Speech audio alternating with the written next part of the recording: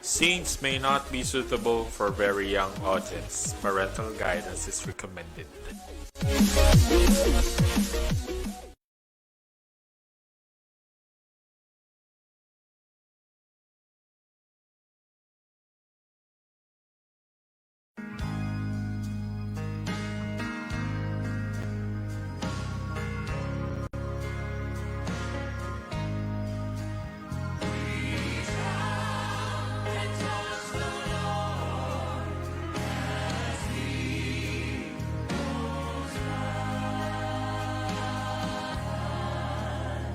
On that dark and stormy night, on the Sea of Galilee, the disciples were so fearful from the raging of the sea, when along those rushing waters, in the blackness of the night, walk the blessed Lord of glory, walk the Master and the Christ.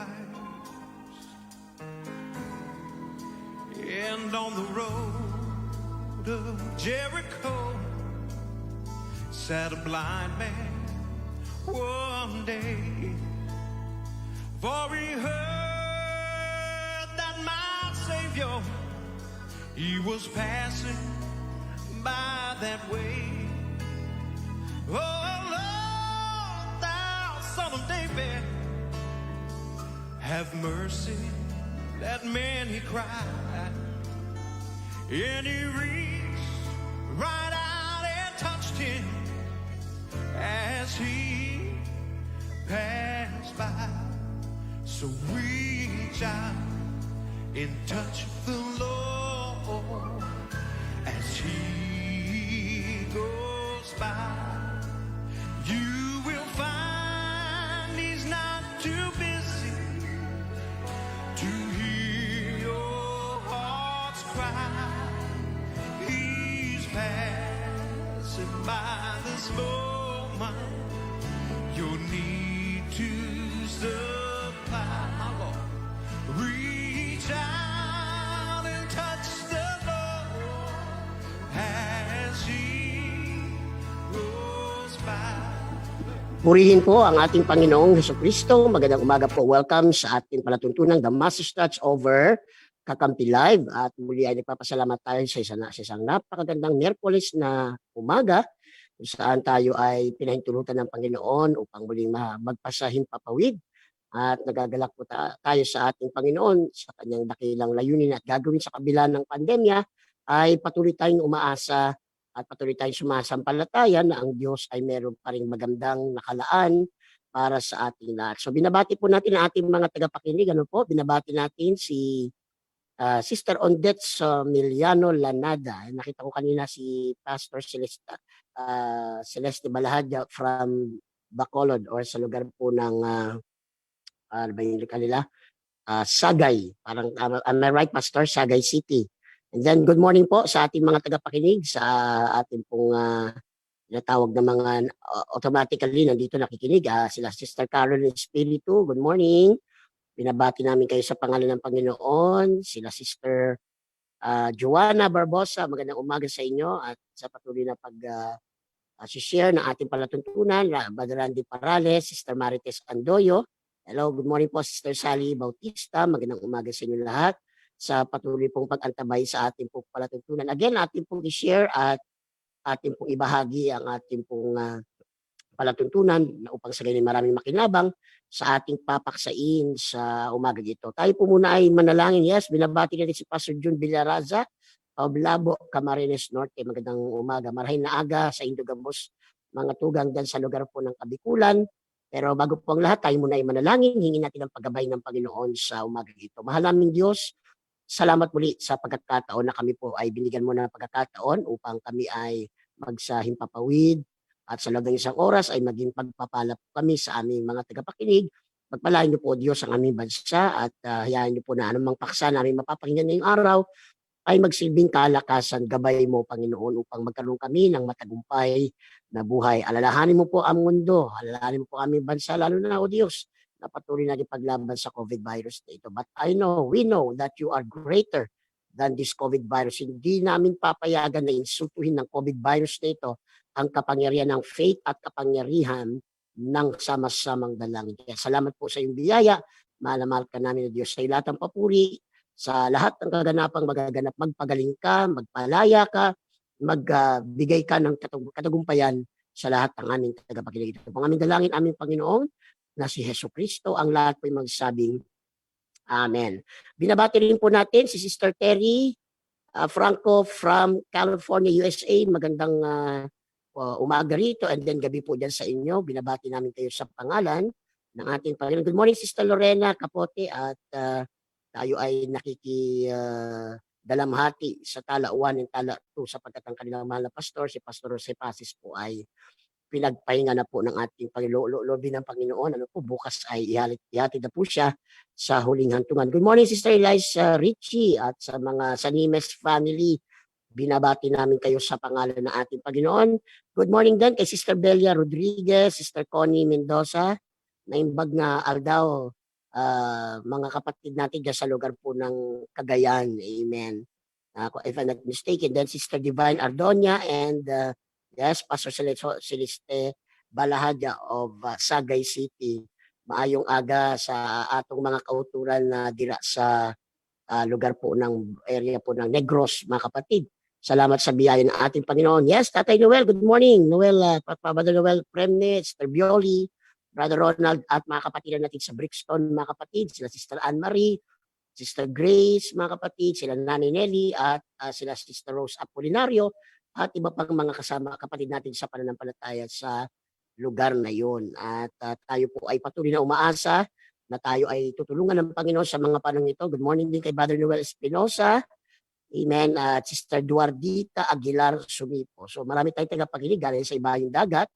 Pakishare na lang po ito sa ating mga kapatid at mga kakilala nyo po sapagkat ang ating papaksa ngayong umaga isang napakalagang bagay na ating pong maranasan na pananagaway. We are not called by God para maging punching bag lang ng demonyo. Hindi tayo tinawag ng Panginoon para lagi lang tayo nasa survival mode. Tinawag tayo ng Diyos para tayo po ay managumpay. Binabati natin ang ating mga Pure Gospel team, Pastor Ariel Antonio, Pastor Darson Siganay of Lingunan Church. Pagpalain kayo ng Panginoon dyan. Pastor Kenneth Arabis of Athens, Greece. Amen. Si Pastor Joel Mabalay po ng Plaridel, Bulacan. Si Pastor Jonathan Sumido, mga kapatid ng lugar po ng Nangka, Marikina. And then binabati rin po natin sila Pastor Jun Villarasa sa lugar po ng Labo, Camarines Norte. And also ating binabati ang ating mga tugal sa Kabikulan, si Pastor Bishop Rodolfo Saldipar. Kung hindi lamang po nag-lockdown, ay dapat nasa Bicol kami ngayong week na to. Pero ganun pa man, hindi po natatapos ang layunin ng Diyos. After po na bumuti, babalik tayo dyan sa Bicol. Binabati natin si Pastor Glo, Pastor Meshach at Sister Kim na nagdiriwan ng kanilang second year anniversary kahapon. Happy anniversary mga anak. Salamat na naging parte kami ng buhay nyo. Diyan po sa may lugar ng Birak at Tandawanes. Alam niyo, yung Birak at Tandawanes, napakagandang lugar. Daming bukas na lugar para po ipangaral ang Ebanghelyo, di ba, Pastor Darson? Pero mga kapatid, dalawa lang, actually isa lang ang pastor diyan, pero tatlo ang local churches na ang meron po diyan na hinawakan nilang mag-asawa. Then Pastor Raul and Pastor Rejoice, magandang umaga sa inyo lahat. Binabati rin ng presbyter ng Bicol, lalo na po sa area po ng Albay, at susugon Pastor Ramdi Rosari. Amen. So sa walang pagtatagal, tayo muna ay makikinig ng papuring awit, mga kapatid. Yes, binabati rin natin si Sister Lervev Dukab. Okay, na Sister Shai Kabansag, magandang araw sa inyo, saan man kayo naroon sa pagkakataong ito. Ating muna pakinggan ang King of Glory na inawit po ng Pentecostals of Alexander. No copyright infringe po yan, ibig sabihin ito po ay paraan para lamang ma-promote ang kanilang album, at the same time ito po ay pangkalahatan. So let's hear the song King of Glory.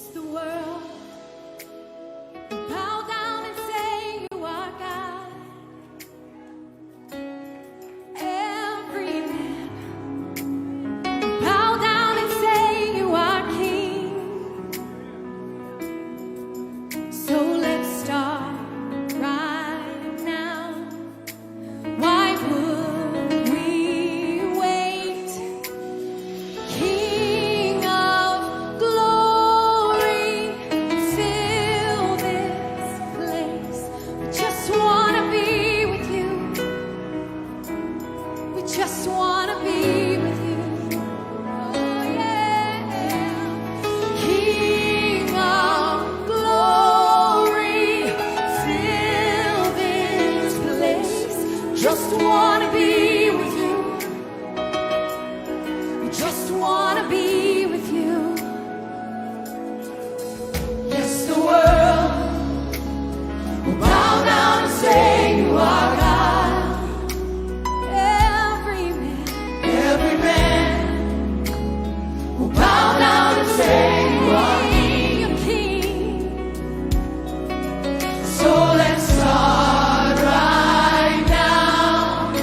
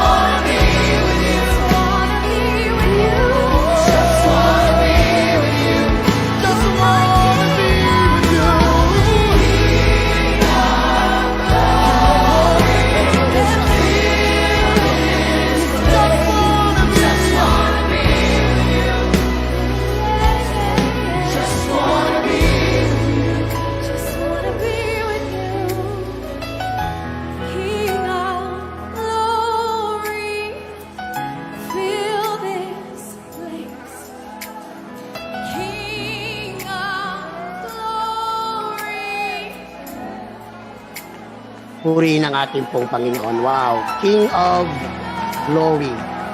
Ang Diyos, ang ating pong hari ng mga hari, tunay nga mga kapatid na walang katulad ng ating pong Panginoon.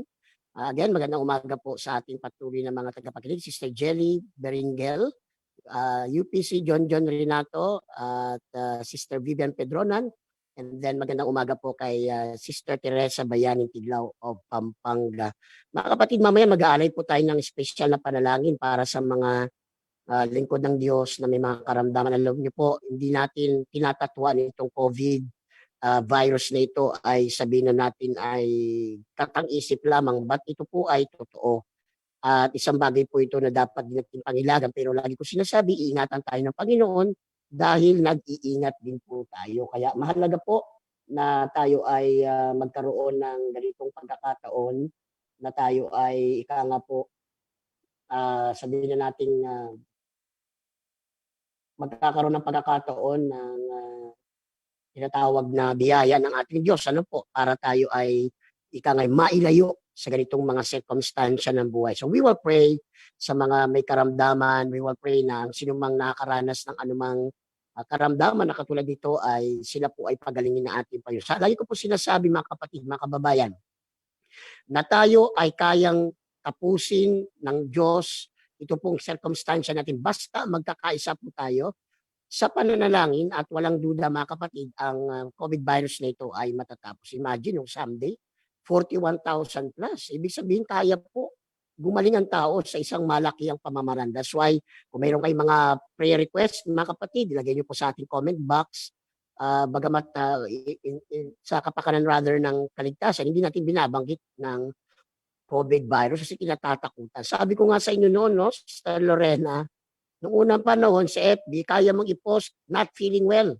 At maraming dadamay sa iyo ngayon na ayaw na natin mag-post. No? Maraming ayaw mag-post na not feeling well. Dahil mamaya, ang tao, i-report tayo sa barangay at baka sila'y mag-iisip may COVID na raw. Yun nga po ang nakakalungkot na realidad. This COVID pandemic brought fear sa isipan ng napakaraming tao, mga kapatid.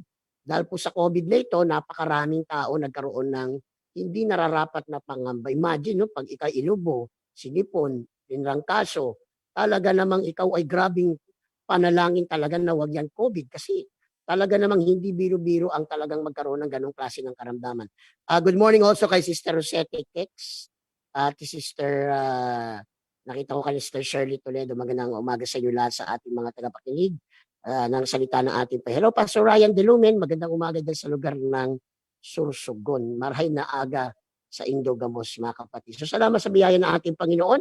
Wala na po tayong oras. Tayo po ay may kasama na si Brother Mark Sumido or Cayetano. Puri ng Panginoon. Kano-ano kay Brother Mark, si Senador Cayetano. Praise God. Yan ba sa mother side, Brother Mark? Sa pagkukuha ng ating mga prayer requests at ating mga mahalagang mga pa-shoutout upang ika nga po mapaglingkuran po namin kayo. So, sa oras na ito, tayo po ay patuloy pong mag-antabay sa mga salita ng ating Panginoon sapagkat ito ay nagbibigay sa atin ng karunungan, ng pag-asa, at sa tulong ng biyaya ng Panginoon tayo po ay nagkakaroon ng tagumpay. Ngayong umaga, katulad ng ating po nakalagay sa ating pong screen, ang ating paksa is about spiritual warfare versus torment. Spiritual warfare versus torment.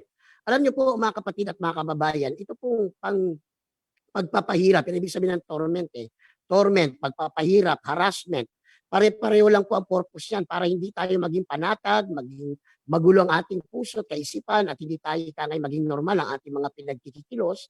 Kung kaya ang paksa ng spiritual warfare ay may kinalaman din po sa torment.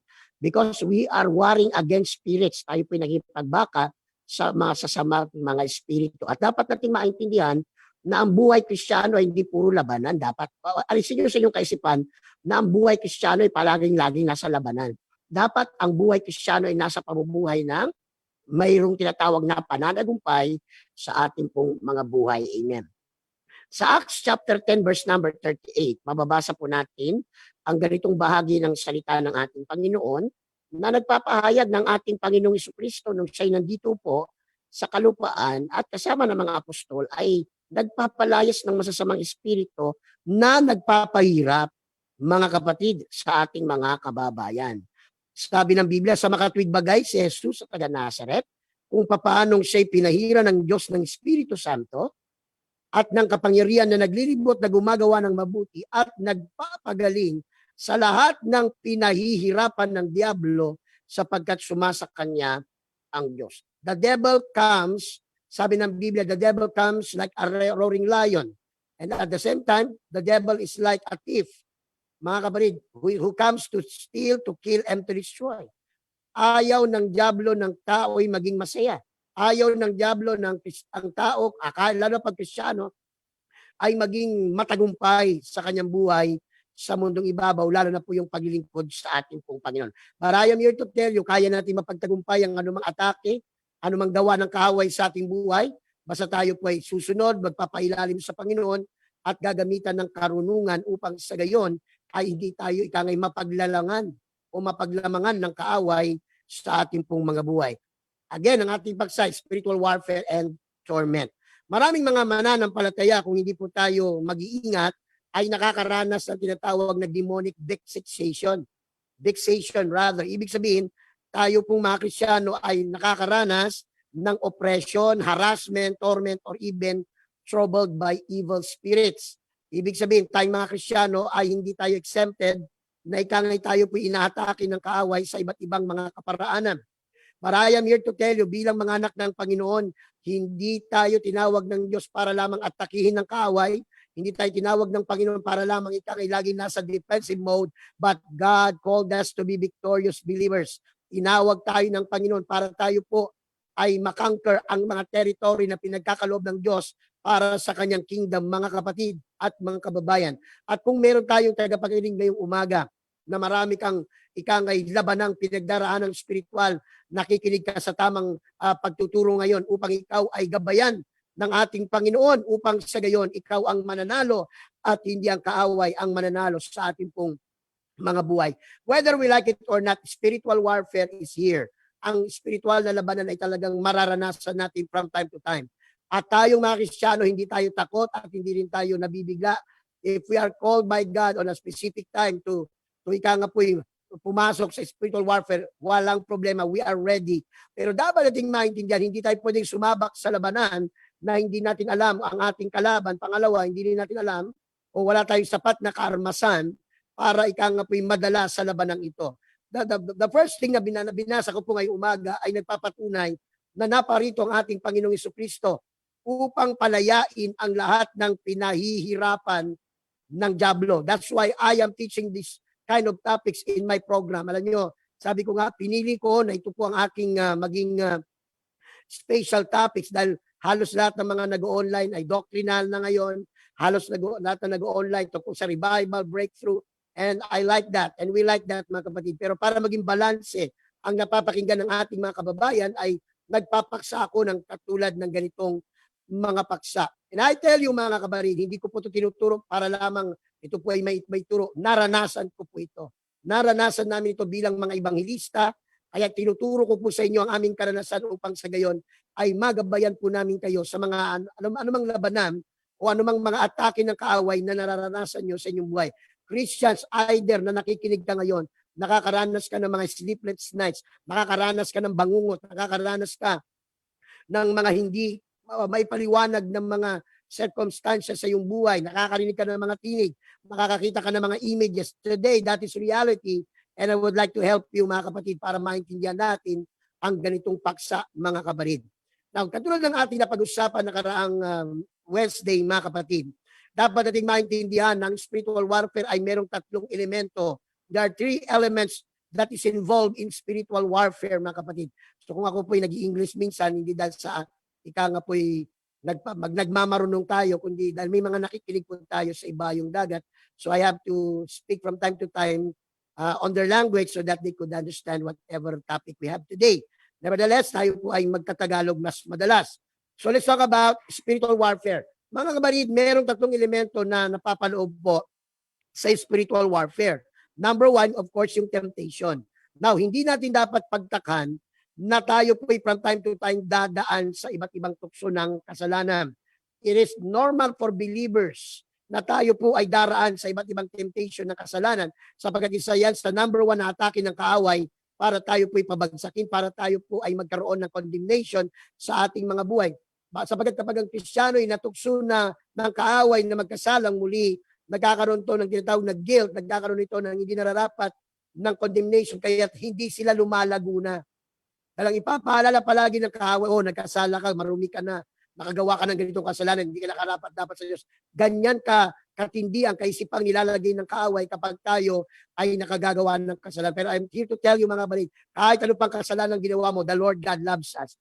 Kahit ano pang kasalanan ginawa mo, the church loves you and accepts you as you are. Yes, we are not tolerating sin. Pero tayo pong nagpakumbaba, tinignan ng ating sarili at kinilalang nakagawa tayo ng kasalanan. The church is here to restore you. The church is here to forgive you and to give you another chance. Ang unang-unang elemento ng warfare natin pinagdaraanan ay from time to time makakaranas tayo ng temptation. Temptation ng laman. Sabi ko nga sa inyo, kilala tayo ng kaaway in the sense, nakikita niya kasi yung araw-araw nating buhay. The devil doesn't know our thoughts. The devil doesn't know what we feel.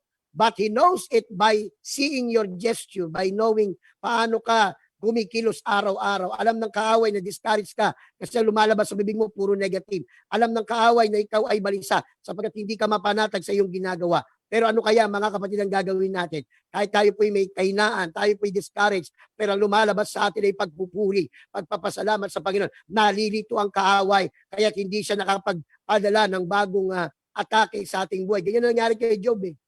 Even though pinayagan ng Diyos si Satanas, napatayin ng kanyang mga anak, tanggalin ng kanyang ari-arian, and then lagyan siya ng sakit. Si Job, mga kapatid, ay patuloy na sumasamba, nagpapasalamat sa Panginoon. Sabi niya sa kanyang asawa, magpapasalamat ka lang ba sa mabuti at hindi masama? Purihin ang ating Panginoon. Hallelujah, hallelujah. Mga kapatid, ganyan ang ating dapat ginagawa. Bigyan natin ng malalim na isipin ng dyablo. Huwag tayo ang sumakit ang ulo. Siya ang sumakit ang ulo. Nakakahula, bakit kaya itong taong ito? Kahit anong gawin kong pagsubok, nakangiti pa rin. Ba't itong taong ito? Kahit maraming pagsubok, sumasamba pa rin, naglilingkod pa rin, nasa church pa rin nila. Hayaan natin sumakit ang ulo ng diablo sapagkat tinuruan tayo ng Diyos kung paano ikangay managumpay. Lahat ng klase ng temptation na pinapayagan o nangyayari sa buhay ng Kristiyano, ang purpose niyan ay para ikaw ay pabagsakin at para maglagay ng guilt at condemnation sa ating buhay. Walang masamang makaramdam ng ganun. Pero yung pinatawad ka ng Diyos o humingi ka na ng tawad sa Diyos, nakakaramdam ka pa rin ng guilt at ng condemnation, yan po ay hindi na mabuti at ito'y sinasamantala na ng kaaway sa ating panahon. I would like to tell you mga kabarid, nothing na gagawin natin ay kailanman mabibigla pa ang Panginoon. Hindi po ikangay nabigla ang Panginoon sa ginawa ni Eva at Adan. Alam ng Diyos na gumawa ng kasalanan at gagawa ng kasalanan ng tao. Kaya nga, mga kabarid, ang Diyos ay meron kaagad remedy para po sa kasalanan ginawa ng mga tao. Sabi nga sa inyo, hindi pa tayo nililika, nagplano na ng Panginoon. Hindi pa tayo nabubuo, nagplano na ng Panginoon. Na kung sakasakali, ganito ang mangyari, mga kabarid, ito po ay agad-agad merong solusyon ang ating pong dakilang Diyos. Kaya mga kabarid, anumang temptation na meron tayo, ipanalo natin. Sabi ng 1 Corinthians chapter 10 verse number 13, wala pang pagsubok na binigay sa atin ng Panginoon na hindi natin kaya. All temptation that God has given us, all testing that God has given us, ito ay binigay dahil alam ng Panginoon, kaya niya, kaya mo. At the same time, ang Diyos ang magbibigay sa atin ng kalakasan para malagpasan po natin yan. Sa James chapter 1 verse 12, common verse, blessed is the man that endures or overcomes temptation, for he shall receive the crown of life. Mga kabarid, kayang mapagtagumpayan ng tukso. Hindi mo pwedeng sabihin, Pastor, sila kasi, nagubad kasi sa harap ko, hindi rin. Mga kabarid, sa akin na lumapit kahit na. Si Jose nga tumakbo eh. Kung si Jose kayang tumakbo, di kaya mo rin tumakbo sa babae o lalaki gusto kang ihulog sa kasalanan.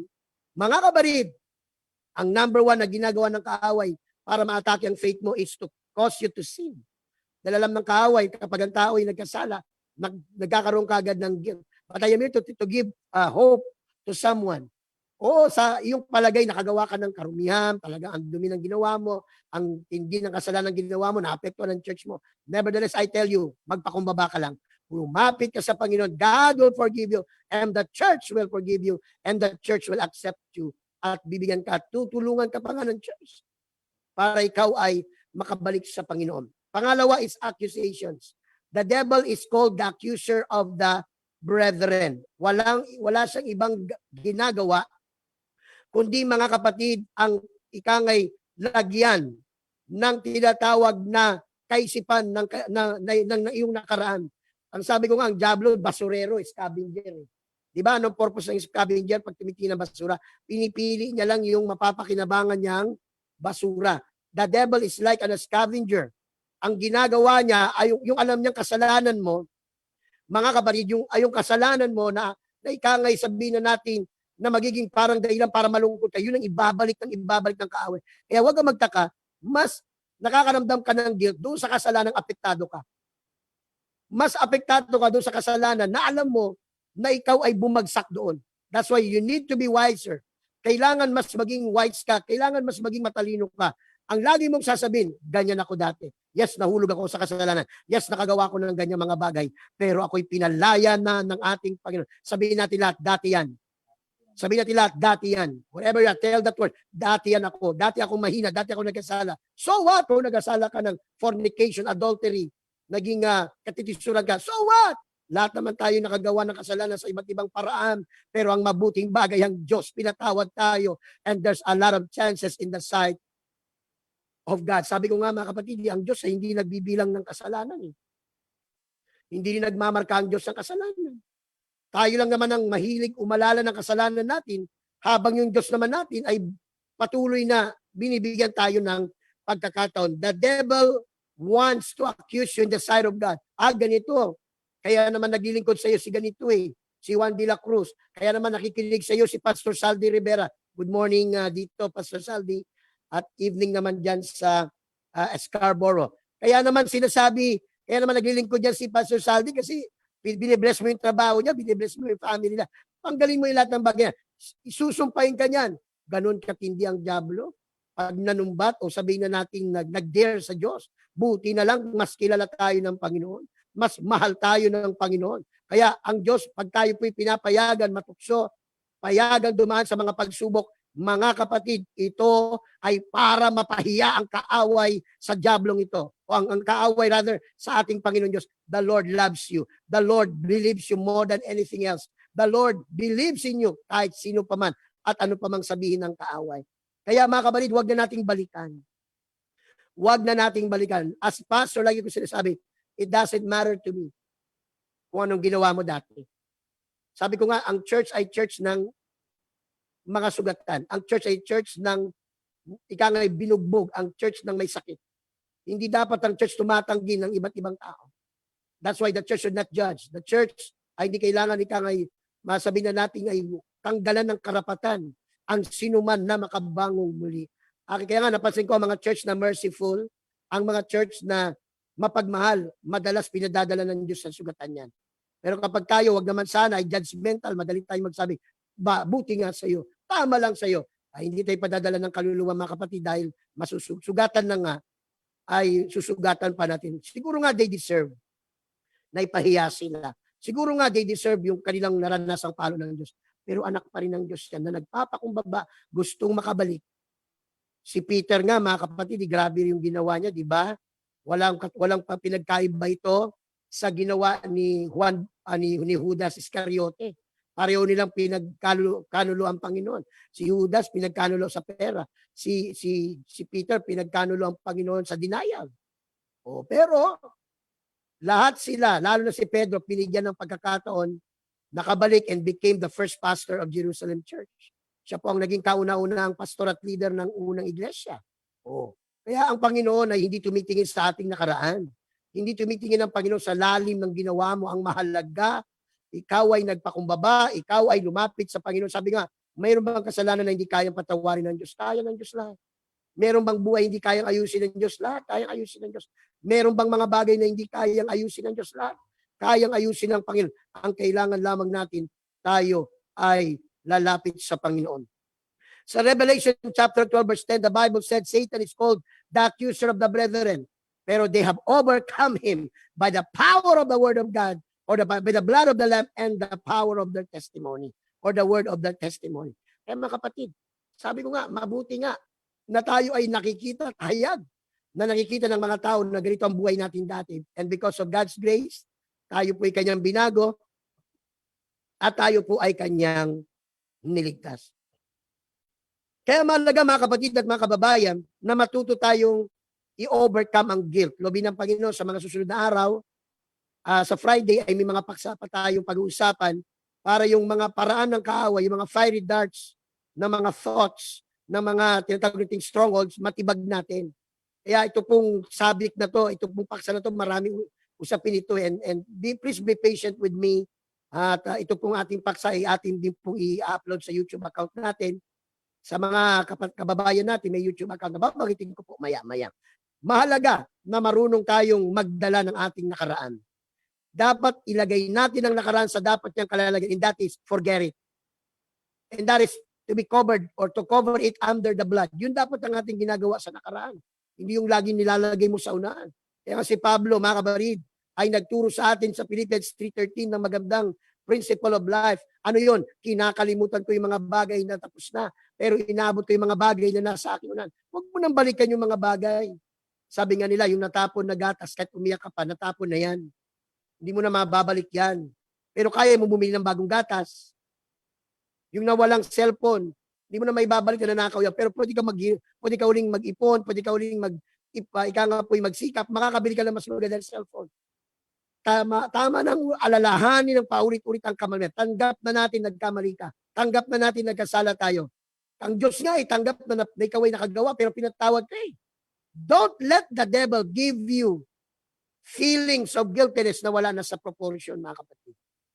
And number 3, deception. Isa po ito sa napakatinding atake ng kaaway sa kaisipan ng tao, and that is deception. Yung tayo ay paniwalain ng kaaway sa kasinungalingan. Yun ang ibig sabihin ng deception eh. To believe lies as though it were true. Kaya nga, pag tayo po'y magmiminisyon sa mga deceive, matinding bakbakan nito ng panalangin, ayuno at pagpapaliwanag. Di ba? Bakit? Yun ang kanilang napaniwala eh. Di ba? Kahit anong paliwanag natin. Yung kayo ng halimbawa, karamihan ng deception nasa religion. Karamihan ng mga nadayang isipan nasa mga reliyon eh. Na kahit anong paliwanag mo, hindi babaklas doon sa kaisipan. Bawa, patuloy na pinapakilala, tao lamang si Kristo. Kahit pinakitaan mo na ng talata sa Biblia, mga kababayan, na ang Panginoong Jesucristo Diyos, hindi na tatanggapin niya. Sabi ko nga, di pilasin na lang natin pala yung mga verse ng Biblia na nagsasabing Diyos siya. Yun na lang talata na tao lamang si Kristo ang gusto nyong paniwala natin. Hindi ganyan ang pag-aaral ng Biblia, mga kababayan. Ang balanse ng pag-aaral ng Biblia, kung anong mga talatang lumitaw, tanggapin natin. Kung sinabi ng Biblia si Jesus ay propeta, tanggapin ko. Propeta siya. Kung sinabi ng Biblia sa tao, tanggapin ko. Sinabi ng Biblia tao eh. Pero pag sinabi ng Diyos na siya'y Diyos, ay tanggapin din natin. Kabulagan po yan, deception po yan, na pilit mong pinatatanggap tao lang si Kristo. Maliwanag na walang taong katulad niya. Walang taong kayang lumakad sa ibabaw ng karagatan. Walang kayang tao na magpatawad ng kasalanan. Walang tao na kayang gumawa ng himala katulad ng Panginoon. Hindi siya basta tao. Siya po ay Diyos bago siya nagkatawang tao. Kaya nga sabi ng ikalawang Juan, chapter 1, verse 7, yung hindi naniniwala na si Jesucristo ay nahayag sa laman, Antikristo. Mga kapatid, si Jesucristo hindi dating tao. Si Jesucristo hindi dating tao. Siya ang Diyos, sa totoo niyang kalagayan, nagkatawang tao po siya. Para yung laman niya, yung dugo niya ang ipangtubos sa atin. Dahil bilang Diyos, wala siyang laman. Bilang Diyos, wala siyang dugo. Kaya kailangan niya magkatawang tao. Kailangan niyang gumawa ng laman at tatahanan niya. Para yung laman at dugo na ginawa niya ang tutubos para sa atin. At ang dami pa. Kung isa-isayin ko sa inyo, kulang yung oras natin. Yung bang pinaniniwala tayo na ang Diyos ay mahirap lapitan, kaya lapit ng lapit ang tao sa hindi tamang paraan. Wala pong mababasa sa Biblia na ang Diyos ay kailangan ng kahalili. Hindi kailangan ng Diyos ng tagapamagitan na iliban sa sinabi ng Panginoon ng tagapamagitan ay ang pagiging tao ng ating Panginoong Jesucristo. Maliban doon, wala nang binigay na tagapamagitang tao. Mga kabalit, ako bilang pastor na magagawa ko lang ipag-pray. Pero pwede kayong dumiretso sa Panginoon. Hindi pwedeng ituro na pag hindi kayo dumaan kay Pastor Gumbay, hindi kayo dilinggin ng Diyos. Yan ang pandaraya.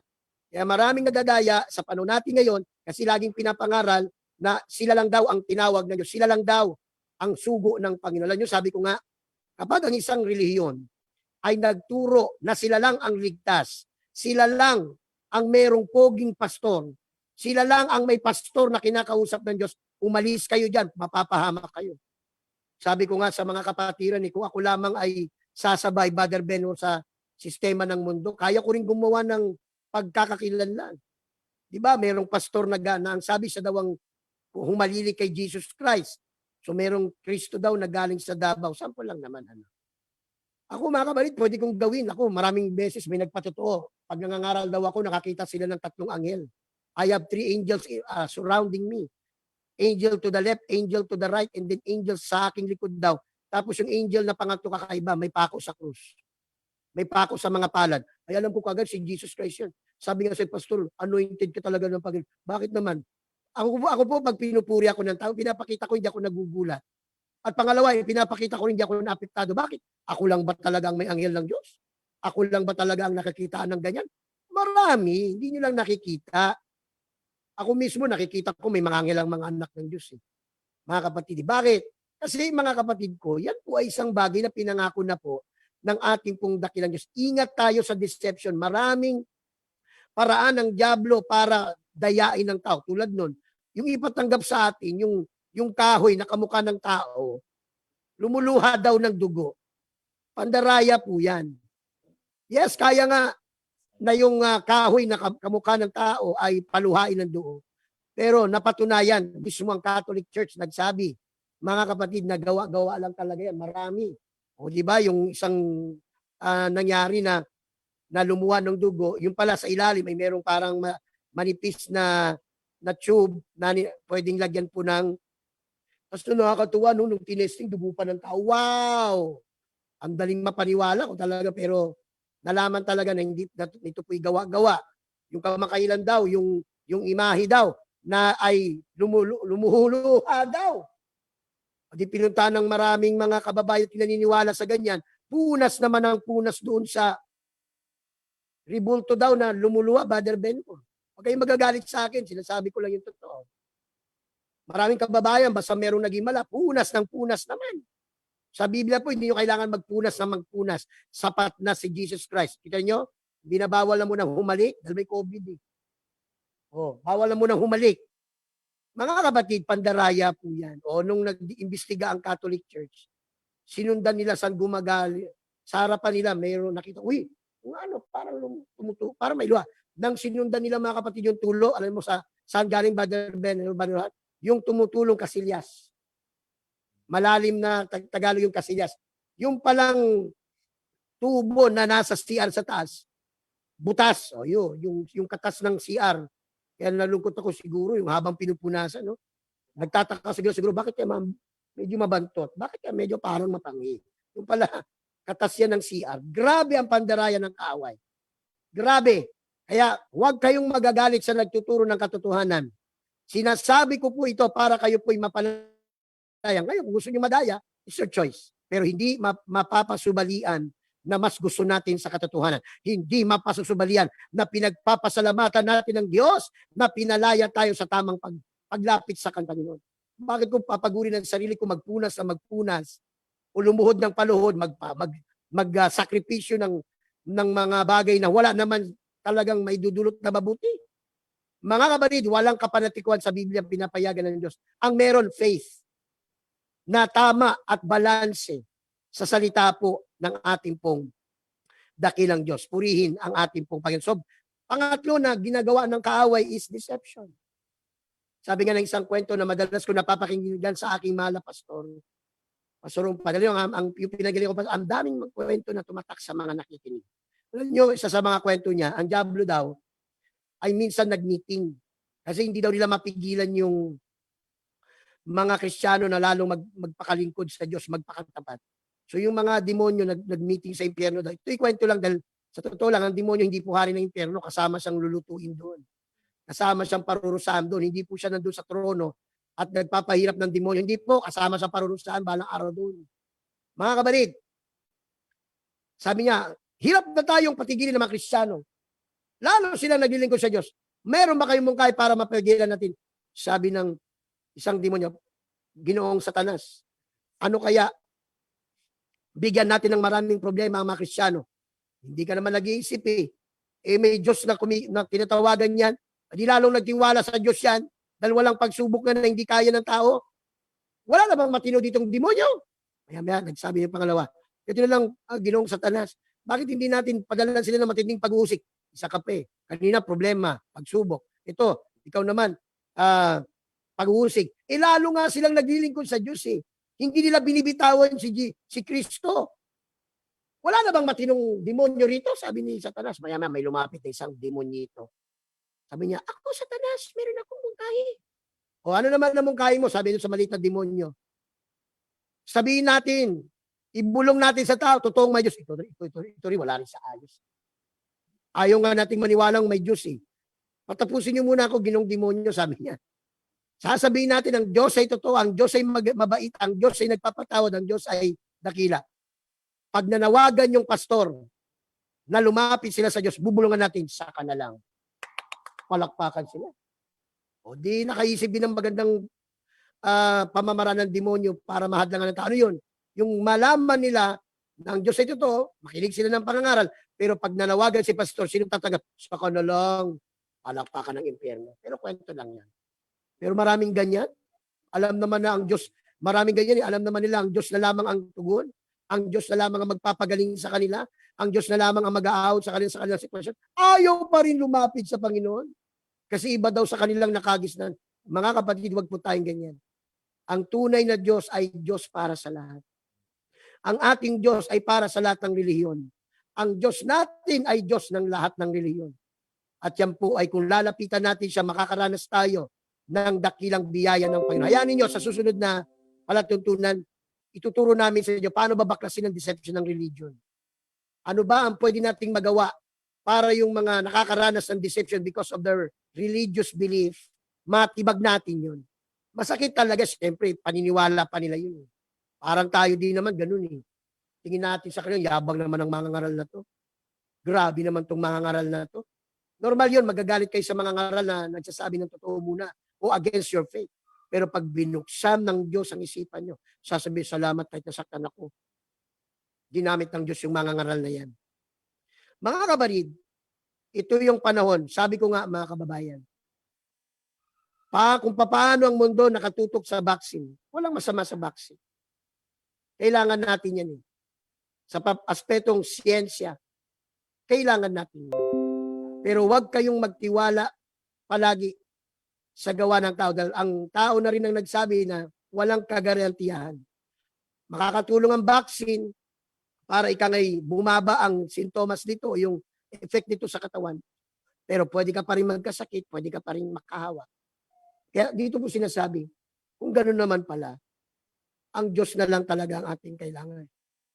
Ang Diyos lang talaga ang kayang magpatigil ng virus nito.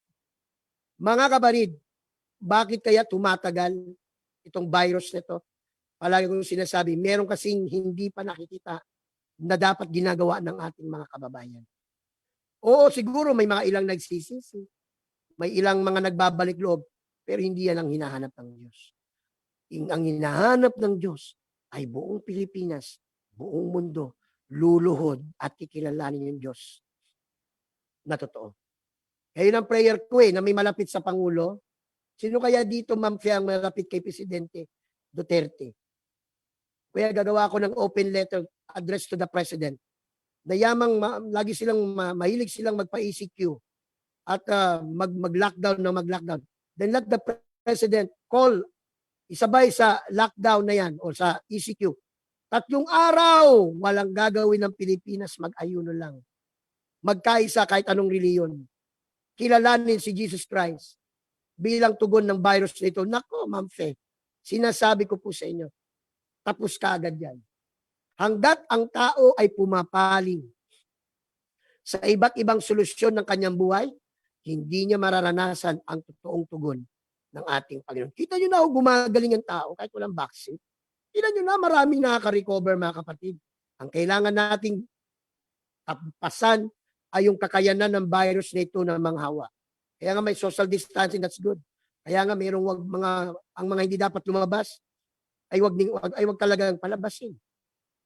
But I tell you mga kabarid, may power sa nagagawa ng repentance. May power na gagawa ng paglapit sa tunay na Diyos. At yun ang ating ipapanawagan sa mahal na Pangulo. Mamayang gabi magsisimula ako mag-post ng open letter address to the President na kung maaari at magagawa ng ating Pangulo, 3 araw ang bansang Pilipinas luluhod lang kahit anong reliyon mo. Tatawag tayo sa isa lang muna, si Jesus. Huwag muna tayong tumawag sa mga pinaniniwalaan nating Diyos. Isa lang munang tawagin natin yung isang Diyos muna. Si Jesus Christ lang. Siya lang muna. Aywan ko na lang kung hindi matatapos ang COVID virus na ito, mga kapatid. Iniinsulto tayo mga kababayan ng COVID virus na ito na parang mas makapangyarihan pa siya sa Diyos natin. No. Our God is more powerful than any virus or any sickness na meron. Hanggat ang tao tumitingin, doktor, PhilHealth, vaccine, hindi sinusubukan ng totoo ang Panginoon, hindi ang tao talaga makakaranas ng grabing biyaya ng ating pong Panginoon. Purihin ang ating pong Panginoon. Dakila ang Diyos, mga kapatid. Napakabilis ang oras. Now, gusto ko po yung nalalabing 5 minuto ay ilalaan ko po sa tinatawag nating pananalangin sa may mga karamdaman, mga kapatid. Meron po ba sa atin ngayong araw na meron kayong nilagay? Meron bang, Mother Mark, na nagparamdam ng mga karamdaman? Kung wala naman, ay allow me to pray for anyone that is sick today. Puri ng ating Panginoon. Ating pong itaas ang ating mga kamay sa Panginoon. Mahal naming Diyos, sa umagang ito, kami po'y nagpapakumbaba in behalf of our country, Lord, in our little way. Humihingi kami ng kapatawaran sa aming pagkakasala. Patawarin niyo po ang aming bansa na hindi namin naibibigay sa iyo ang tamang pagsamba. Na ang sinamba namin, yung nilika, sa halip ng sambahin yung naglika. Patawarin niyo po ang aming pong mga kababayan o Diyos na ika nga po'y hindi binigay sa iyo ang nararapat na kaluwalhatian. Panginoon, tinataas ko po sa iyo ang 150,000 plus na active case kahapon. Paggalingin mo po sila. Lobin niyo po na everyday, wag lamang pong hundreds ang gumagaling. Wag po namin hintayin yung linggo na doon palagi lumalabas ang malakiang paggaling. Lord, mula ngayong araw, mamayang 4:00, hinihiling namin na magkaroon ng pinakamataas na gumaling maliban sa araw ng linggo. Inaangkin namin mula ngayon bago maglinggo, thousands ang gagaling, Panginoon. God, hipuin mo yung gumagawa ng report ng DOH na magsabi ng totoo. Hipuin mo yung gumagawa at nagsasabit ng report sa DOH na sabay-sabay i-report ang mga gumaling sa mga ospital na meron sila upang hindi linggo lamang namin aasahan gumagaling ang libo-libo. Lord, hinihiling namin, paggalingin niyo po ang lahat ng mga nasa ospital, yung mga severe, Panginoon, yung mga grabe na ang kalagayan, Lord, yung meron na nasa ICU na, yung naka-intubate na, Father God, paggalingin mo po sila. Hipuin mo po sila. Kasama na rin pag iba pang karamdaman, cancer, bukol, mga vital organs, may sakit, God, touch mo po ang kanilang mga katawan. And let them be healed by the powerful name of Jesus. And Lord, ako po'y nananalangin sa mga nakakaranas ng torment, hindi sila nakakatulog, lagi sila nakakarinig ng tinig, binabangungot sila, feeling nila, sinasakal sila pag natutulog. In the name of Jesus, I cast out those tormenting spirits. Be cast away. Umalis ka sa buhay ng mga kababayan kong ito. Father God, amin dinideclare, ikaw ang Panginoon at Diyos ng bansang Pilipinas. Father God, hindi na kaya ng aming bansang tulungan sa pamamagitan ng lockdown, ayuda. Kaya Lord, kahabagan niyo po ang aming bansa. Matapos na po ang virus na ito. Itong virus na ito ay walang karapatang maging matigas sa kakayanan ng siyensya, lalo na sa kakayanan ng Diyos. Ikaw, COVID virus, inutusan kita, mamatay ka, tumigil ka, huwag ka nang manghawa, at higit sa lahat, Panginoon, dalangin ko, maging matibay ang pananampalataya ng iyong mga anak sa panahong ito, dakilang Diyos. Lord, dinadalangin ko po ang aming mahal na Pangulo, makarating sa Kanya na ang bansa namin ay mapapabilis ang pagaling kung lalapit kami sa iyo, O Diyos, na siya mismo na aming Pangulo, pangungunahan ng aming bansa sa sama-samang panalangin.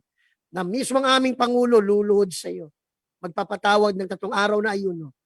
At pagkatapos, O Diyos, itong bagay na ito itatapusin mo. Kung paano nangyari sa Biblia, na mula sa hari, nagpakumbaba, nagsisi, inalis mo ang salot, inalis mo ang judgment.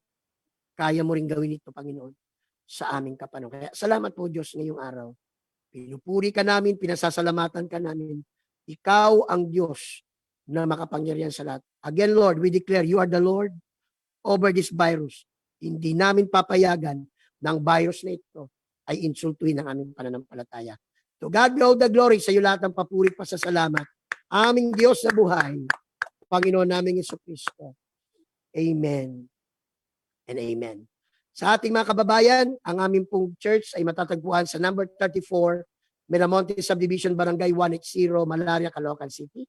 At meron din po kaming YouTube channel kung nais pong unti-unting mapanood yung ating pong mga topics. Ito po'y dahan-dahan na namin ina-upload sa ating YouTube channel, TMC-UPC Pastor Gumbas Channel. So, kasalip na kayo mag-subscribe sa mga kalukuhan, mga prank, dito po kayo mag-subscribe. Mag-subscribe po tayo sa makadiyos na mga palabas, mga kapatid, or channel. Okay, mag-alala, si Pastor Gumba po ay hindi lamang puro preaching ang ilalagay doon. Malay nyo, lobi ng Panginoon, pag okay na ang panahon, ako ay magbablog, Pastor Gumba's trip to Mount Everest. O, kita nyo na, wala. Pastor Gumba's trip to Mount Matayong, o Tamayong, Mount Hibok-Hibok, Mount Kanlaon. O, kita nyo, pwede tayo, marunong tayo mag-vlog, mga kapatid. So again, mga barid, subscribe, inyo pong pindutin ang notification bell para lagi kayong updated sa videos at channel namin. Again, mga kabarid, saan matatagpuan ang aming church? Malapit na po kami sa Malaria Jollibee, Robinson's Mall, mga kabarid, ito pong Metro Mall Plaza, at halos katapat lang po kami ng Immaculada Conception College. Isa lang po ang Immaculada Conception College, halos katapat po namin ang school na yan, at kami lamang po ang church na nakatapat noon. Again, narito ang lingkod ng Diyos, Pastor Aldwin Gumba, na palagi nagsasabi, Jesus saves, heals, bless because He cares. Then sa mga nagtatanong, paano ba namin, Pastor, kayo tulungan na bless kami?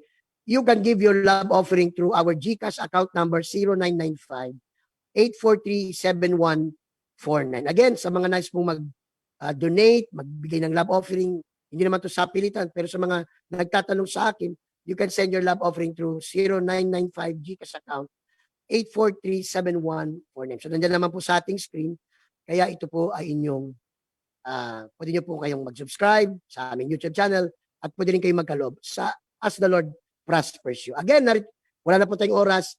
See you po sa Friday at lubi ng Panginoon. Gigising tayo isang araw. Wala na pong COVID. We are COVID-free. Buong Pilipinas, lalo na po ang Metro Manila. Sa mga taga-TMC, tayo po ang ating online service ay 3 o'clock ngayong hapon. So ginawa natin mas maaga para hindi abutin yung ng tinatawag na curfew yung iba. So salamat po sa mga kapatiran, sa mga taga-subaybay, pagpalain po kayo ng Panginoon. Again, this is Pastor Alvin Gumba ng The Master's Touch Program. See you this coming Friday. To God be all the glory. I believe that before the night is over, somebody is leaving here with a breakthrough. Somebody's going to leave here with a breakthrough in your heart, a breakthrough in your mind, a breakthrough in your finances, a breakthrough in your family. I need about 50 people to shout breakthrough, breakthrough, breakthrough. Come on, somebody shout breakthrough, breakthrough. Come on, somebody shout breakthrough. Come on, clap your hands up high, everybody. Come on.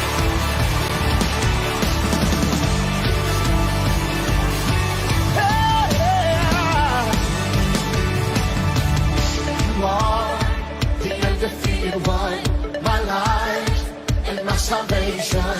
When the wicked, my enemies and my foes came upon me to